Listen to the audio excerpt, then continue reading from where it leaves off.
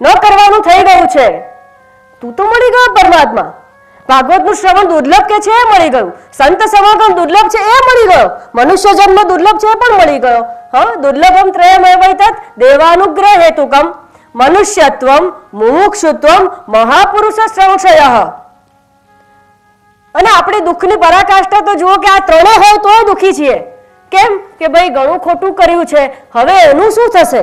પરમાત્મા તો મળી ગયા એ તો અત્યારની વાત છે, પણ પહેલાનું શું? તો પરમાત્મા કહે છે મારી શરત તો સાંભળ. તારો પુનર્જન્મ ન થાય એની શરતમાં હું તને એમ નથી કહેતો કે તું આટલા પાપ કર્યા હશે ને આટલા નહીં કર્યા હોય તો તારો પુનર્જન્મ ન થાય. ભાઈ પણ મારું જે કુળ જે છે, મારું ગોત્ર જે છે, જાતિ જે છે એટલી ઉચ્ચ નથી. મેં કુળની વાત ક્યાં કરી છે? મેં જાતિની વાત ક્યાં કરી છે? મેં ગોત્રની વાત ક્યાં કરી છે? ઓહો, કર્મની, પાપની, પુણ્યની, ગોત્રની, જાતિની, તીર્થયાત્રાની, ઉપવાસની કશી વાત નથી કરી.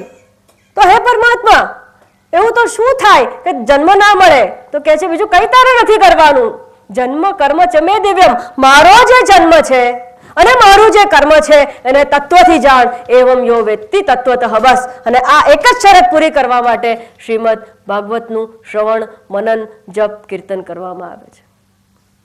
આ એટલા માટે કે આ વિષયની ગંભીરતા સમજાય. આ જન્મને દિવ્ય માનવો પડશે, કારણ કે છે પરમાત્માના કર્મને દિવ્ય માનવું પડશે, કારણ કે છે. અને તત્વતઃ માટે જ આ તત્વની વાત આવી. ઉપનિષદના સંપ્રેક્ષ્યમાં, શ્રીમદ ભગવદ્ ગીતાના સાનિધ્યમાં, બ્રહ્મસૂત્રના નિર્ણયની સાથે સાથે આ ત્રણેય વસ્તુ ને સાથે રાખીને આ શ્રીમદ ભાગવતની અંદર જન્મ અને કર્મની દિવ્યતા જો તત્વથી સમજાય તો જ પુનર્જન્મ નથી, બાકી જન્મ એળે જશે અને પરમાત્માનો ખૂબ ઉપકાર કંઈક રહી જતે જો શ્રીમદ ભાગવત આપણા જીવનમાં ન પ્રવેશ થાય. અને માટે જ જે આ દિવ્ય કર્મની વાત કરી છે, પરમાત્માને અયમ ષોડશ કલહ પુરુષ કહેવાય છે. હા, ઉપનિષદમાં વાત આવે છે. હું ઉપનિષદની વારંવાર કેમ વાત કરું છું, ભગવદ્ ગીતાની વારંવાર કેમ વાત કરું છું? આપણને એમ લાગે કે ભાઈ ભાગવતજીમાં છે એ તો પેલામાંથી છે, પેલામાંથી છે. એવું નથી. આજે એલાન કરી જ દેવા દો, કહી જ દેવા દો કે જે પેલામાં છે એ ભાગવતજીમાંથી છે. એ વાતમાં કોઈ પણ શંકા અને સંશય નથી. સંશયથી એકદમ મુક્ત થઈ જાઓ તો જ એનું હાથ તત્વ સમજાશે. આ ષોડશ કલાની પુરુષની વાત ક્યાંથી લાવ્યા ઉપનિષદ? આ ષોડશ કલાનું પુરુષની વાત જે છે એ ભાગવતજીમાંથી જ છે. ભાઈ આ કળા એટલે શું? પરમાત્માની શક્તિ 16 પ્રકારે છે. 16 કળાઓ વાળો આ પુરુષ. નામ સાંભળ્યું છે ને, ષોડશ કળા, 16 કળાઓ વાળો પુરુષ છે. ઉદ્ભિજ યોનિમાં પરમાત્માની એક જ કળા, પરમાત્મા પોતાની એક કળા જ્યારે સૃષ્ટિમાં નાખે છે ત્યારે ઉદ્ભિજ યોનિ પ્રગટ થાય છે. એ અન્નમય કોષ પ્રધાન છે. અન્નમય કોષ એટલે કે આ અન્નમય જે શરીર રુધિર માંસનું બન્યું છે એ અન્નમય શરીર, ઉદ્ભિજ યોનિ. પછી જે સ્વેદજ યોનિ છે, પરમાત્માની 2 કળા જેમાં પ્રવેશી એ સ્વેદજ યોનિ બની ગઈ. એ પ્રાણમય કોષ પ્રધાન છે. પછી અંડજ યોનિ જે બની, પરમાત્માની 3 કળા જ્યારે પ્રવેશી ત્યારે અંડજ યોનિ બનવા પામી. એ મનોમય કોષ પ્રધાન છે. ચોથી જરાયુજ યોનિ બની, પરમાત્માની 4 કળાએ પ્રવેશ કર્યો. પશુની જરાયુજ યોનિ બની. પશુઓમાં પણ જરાયુજ હોય છે. એ પશુની જરાયુજ યોનિમાં એ વિજ્ઞાનમય કોષ પ્રધાન છે. જેને વેદાંત બરાબર શ્રવણ કર્યું હશે એ આ બંને વાતને જોડી શકશે. અને જરાયુજ યોનિ મનુષ્યની પણ છે. એમાં પરમાત્માનો 5 કળાનો પ્રવેશ થયો. આપણી અંદર જે પરમાત્માનો પ્રવેશ છે, 5 કળાનો પ્રવેશ છે. સામાન્ય મનુષ્યમાં એ આનંદમય કોષ પ્રધાન છે. એ પેલી 4 કળા તો અંદર આવી જ ગઈ. એટલે અન્નમય, પ્રાણમય, મનોમય એ બધી પ્રધાનતા તો આવી ગઈ. અને વિશેષ કરીને આનંદમય કોષની પણ પ્રધાનતા છે. માટે જ પરમ તત્વના આનંદનો અનુભવ કરી શકાય છે. જ્યારે એની ભક્તિ થાય છે, જ્યારે એનું શ્રવણ થાય છે, ત્યારે અંદર જે આનંદ ઉત્પન્ન થાય છે ને, જે ગમી જાય છે ને, જે ઉલ્લાસ પ્રગટ થાય છે, ક્યાંથી પ્રગટ થાય છે? પેલાની 5મી કળાનો એ આનંદ છે. જ્યારે આનંદ અભિવ્યક્ત થતો હોય ત્યારે સમજજો કે પેલો અંદર બેઠો છે.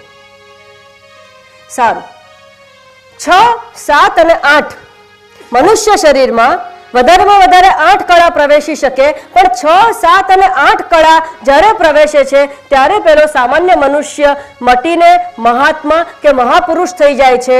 એ કેવો હોય છે? ભાઈ, આ 5 જે કોષ જે છે એના કોઈ પણ સંવેદનથી એ પ્રભાવિત થતો નથી. આ 5 કોષથી પર થઈ જાય છે. એની વાત તૈત્તરીય ઉપનિષદમાં આવી છે. એતમન્નમયમાત્માનમુપસંક્રામતિ એતમ પ્રાણમયમાત્માનમુપસંક્રામતિ. 5 કોષને એ ઓળંગી જાય છે પરમાત્માની કૃપાથી. 6, 7 અને 8 મનુષ્ય શરીરનું જે અવધારણ છે, જે રીતે બન્યું છે, એમાં 8 કળા જ આવી શકે. જેમ કોઈ ઇલેક્ટ્રોનિકનું ગેજેટ હોય તો પાછળ લખ્યું હોય કે 120 વોટ કે 240 વોટ, એની અંદર 300 વોટનું ઇલેક્ટ્રિસિટી નાખો તો શું થઈ જાય? એ બર્સ્ટ થઈ જાય. એવી રીતે 8 કળા સુધી જ સંવરણ કરી શકે એમ છે.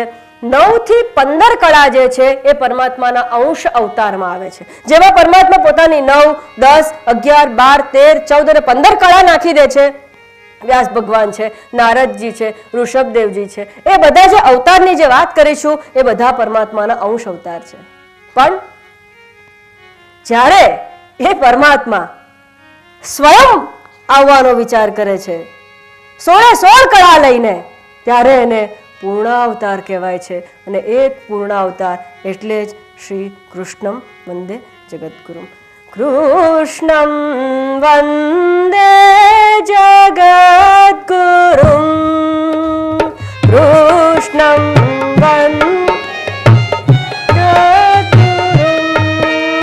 કૃષ્ણમ વંદે જગદગુરુમ.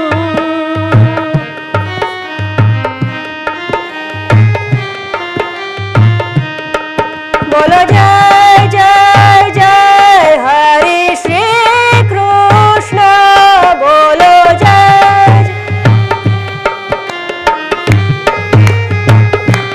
બોલો જય જય જય હરિ શ્રી કૃષ્ણ.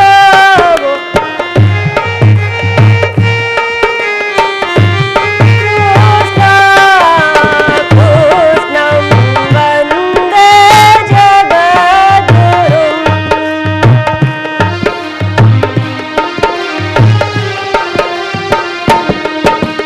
દેવકી તનયં યશોદાબાલં,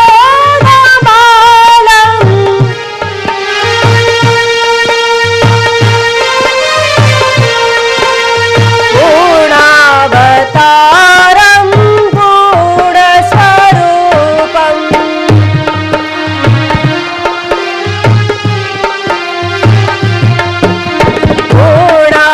પૂર્ણાવતારં પૂર્ણસ્વરૂપં.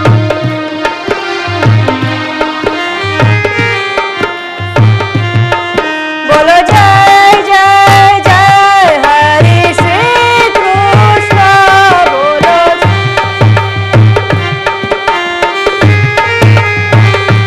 બોલો જય જય જય હરિ શ્રી કૃષ્ણ. બોલો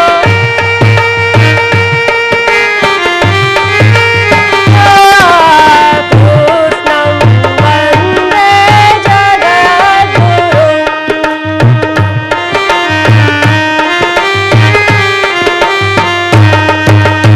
કૃષ્ણમ વંદે જગદગુરુમ.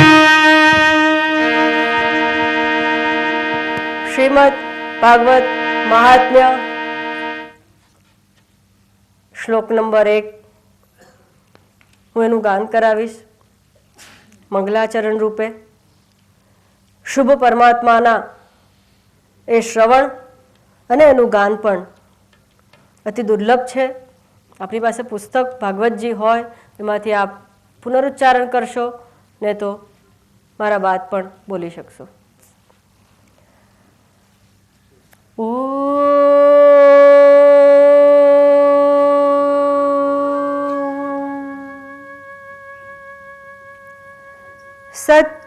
સચ્ચિદાનંદ રૂપાય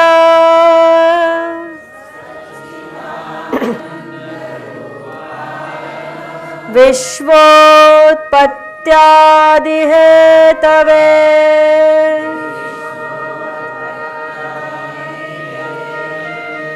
તાપત્રય વિનાશાય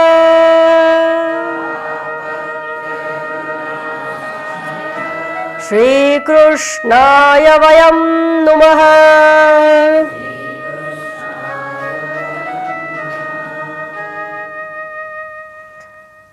સચ્ચિત આનંદ રૂપાય, પરમાત્માના સ્વરૂપનું વર્ણન શરૂ કરતા વ્યાસ ભગવાન કહે છે કે રૂપ આપનું છે સત, ચિત અને આનંદ.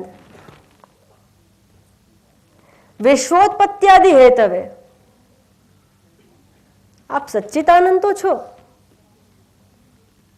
પછી આ સચ્ચિદાનંદ સ્વરૂપ તો મેં અનુભવ્યું છે, એ મારી અનુભૂતિનો વિષય છે, પણ મારે બીજાને એને અનુભૂતિ કરાવવી હોય તો શું કરવું પડે? પરમાત્માનું જે રૂપ, જે મારા જાણવામાં આવ્યું હોય, જે મને અનુભવ ગમ્યો હોય, એની પણ કંઈક વાત કરવી પડે. શું એની સરખામણી ક્યાંક છે? તો કે છે વિશ્વ ઉત્પત્તિ અને પ્રલયના હેતુરૂપ જે આપ છો.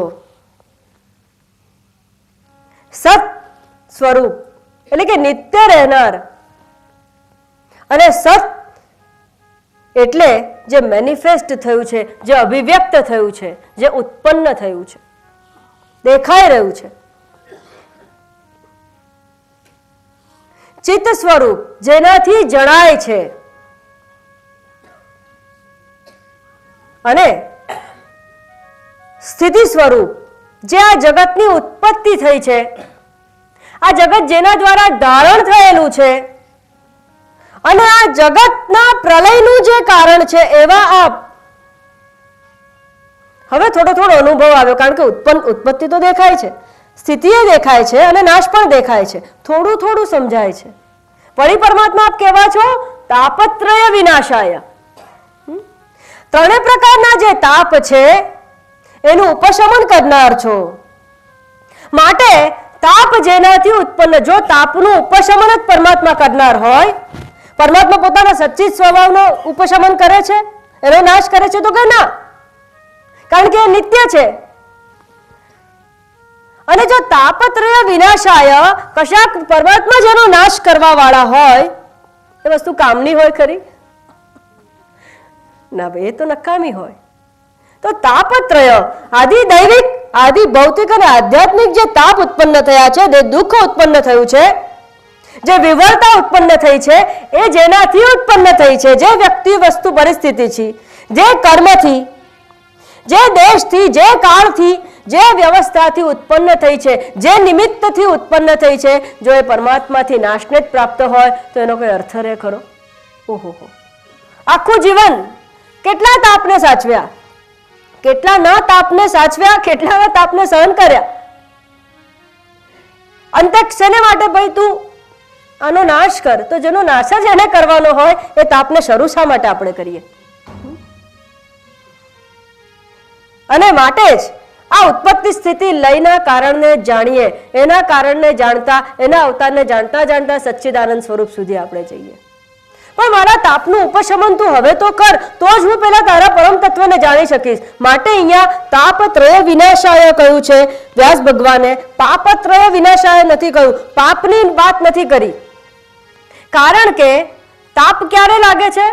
પાપ થઈ ગયા બાદ એ તાપનો અનુભવ થાય છે. જો પાપ જે થઈ જાય છે, ભાઈ પાપ તો અજ્ઞાનથી થઈ જ ગયા છે, પાપનો નાશ તો હવે શક્ય નથી. એ પાપથી ઉત્પન્ન થતો જે તાપ છે ને, એનો તું નાશ કર. અને માટે જ આ ભગવત ભક્તિનું શ્રવણ એટલે જ કરવાનું છે કે આ જ્યારે શ્રવણ થતું હોય, પરમાત્માનું નામ લેવાતું હોય, જ્યારે પરમાત્મામય આપણે બની જઈએ, ત્યારે પ્રારબ્ધ વશાત જે સુખ દુઃખ આવે ને, એ પણ ઓછા થઈ જાય છે. આગામી અને ક્રિયમાણ કર્મ પણ શુદ્ધ થઈ જાય છે. સુખ દુઃખનો અનુભવ થતો નથી, ચિત્ત શુદ્ધ થવા માંડે છે, કર્મની શુદ્ધિ થાય છે. માટે કહ્યું તાપત્રય વિનાશાય શ્રી કૃષ્ણાય. શ્રી કૃષ્ણ એક જ એ પરબ્રહ્મ છે. સર્વદેવ નમસ્કારમ કેશવમ પ્રતિગચ્છતિ. શ્રી કૃષ્ણાય વયમ નુમઃ, અમે આપને નુમઃ વંદન કરીએ છીએ. નુમઃ એટલે કે નમન, એટલે કે ન મે ઇતિ નુમઃ, હું નથી, જે છે એ બધું તારું જ છે, એ બધું તું જ છે, એ રીતે અમે તને નમસ્કાર કરીએ છીએ, વંદન કરીએ છીએ. આ જે શ્રીમદ ભાગવતજીની કથા શરૂ થાય છે, પરમાત્માને પ્રાર્થના કરીને. પ્રાર્થના કોણ કરે છે? શૌનક આદિ ઋષિઓ દીર્ઘકાલીન યજ્ઞ લઈને બેઠા છે. જે ઋષિગણો દીર્ઘકાલીન યજ્ઞ કરે છે એની વચ્ચે અવકાશ હોય. શરૂઆતમાં આપણે કહ્યું એમ, એ અવકાશની પૂર્ણિ માટે ઉગ્રશ્રવાના પુત્ર અને ઉગ્રશ્રવાજીની જ્યારે વાત આવે છે, એમાં પરમાત્માના જે જુદા જુદા અવતારની વાત કરી, એમ ભગવદ આવેશ અવતાર પણ છે. અને આ ઉગ્રશ્રવાજી છે એ ભગવદ આવેશ અવતાર છે. આવેશ એટલે કે પરમાત્માના આવેશનો કોઈની કૃપાથી અંદર પ્રવેશ થવો. અને ઉગ્રશ્રવામાં જે પ્રસ્થાપિત જે વક્તવ્ય છે એ ભગવાન બલરામજીએ પ્રસ્થાપિત કરેલું છે. તો આ જે ઉગ્રશ્રવાજી છે એમના પુત્ર સુત પૌરાણિક સુતજીને નમન કરીને શૌનકજી આ પરમાત્માની ભાગવત કથાના શ્રવણનું કરવાનું પ્રાર્થના કરે છે, વિનંતી કરે છે.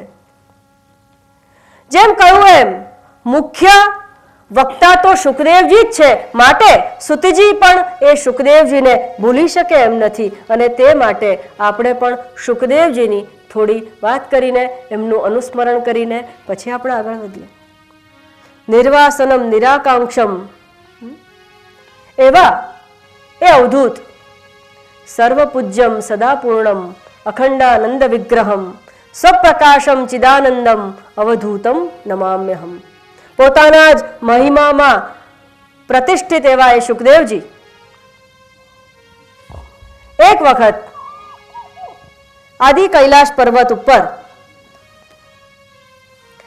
આદિ ગુરુ પરમાત્મા મહાદેવજી, શંકર ભગવાન, માં પાર્વતીજીને શ્રીમદ ભાગવતની કથાનું પારાયણ કરાવતા હતા, શ્રવણ કરાવતા હતા. શંકર ભગવાન તો પોતે પરમાત્માનું નામ લેતા લેતા, એના ગુણોનું અનુસ્મરણ કરતા કરતા સમાધિસ્થ થઈને કથા શરૂ કરે છે. થાય છે કંઈક એવું કે એ પરમાત્માની વાત, જેમ સુખદેવજી કહે છે ને કે કૃષ્ણ પરમાત્માએ તો મને ખેંચ્યો છે, આકર્ષતી હતી કૃષ્ણ, આકર્ષણ કરે છે, મને ખેંચે છે, એમ આ પાર્વતીજી તો ભાવ વિભોર, ભાવ સમાધિમાં લાગી ગયા. વક્તા શ્રોતા બંને ભાવ સમાધિમાં, પરમાત્માનું શ્રવણ ચાલુ છે. હવે થાય છે એવું કે આ શ્રીમદ ભાગવત કથાનું અમૃતની કોઈ તુલના જ ન કરી શકાય. ત્યાં એક મૃત પોપટનું ઈંડું પડ્યું હતું. હવે આ અમૃતની અસર કંઈક એવી થઈ, આ કંઈક એવી શક્તિનું સંચરણ થયું કે એ જીવંત બની ગયું. એમાંથી એ શુકજી બહાર આવ્યા, નાનું પોપટનું બચ્ચું. અને શંકર ભગવાન જ્યારે કથા કહેતા હતા ત્યારે અનાયાસે પોપટ કંઈક બોલે છે અને શંકર ભગવાનને લાગે છે કે પાર્વતીજી પ્રતિસાદ આપે છે, એટલે કથા ચાલુ જ રહી. કથા વિશ્રામ થઈ ગયો, પૂર્ણ થઈ કથા. શંકર ભગવાન કથા શ્રવણ કરવા પહેલા પાર્વતીજીને પૂછે છે કે જો અહીંયા તારા અને મારા સિવાય બીજું તો કોઈ નથી ને, બરાબર ચકાસી લે. ત્યારે પાર્વતીજી કહે છે કે ના, બીજું કોઈ નથી. પણ આ શુકને જોઈને, નાના બચ્ચાને જોઈને શંકર ભગવાન અત્યંત ક્રોધિત થઈ જાય છે. કારણ કે પૂછ્યું હતું કે કોઈ નથી. કેમ પૂછ્યું હતું? સપ્તાહ આ શ્રવણ જે છે એ તો બધા માટે છે, અધિકાર તો બધા માટે છે, તો કેમ એવું પૂછ્યું? તો શંકર પરમાત્મા કહે છે કે આણે દીક્ષા લીધી નથી શ્રવણ કરવાની, અમારો શિષ્ય બન્યો નથી. આ કઈ રીતે એમને મને જણાવ્યા વગર ચોરી છુપીથી શ્રવણ કરી લીધું? અને માટે અત્યંત ક્રોધિત થઈ જાય છે. અને ગુરુ ગીતામાં આવે છે, શિવે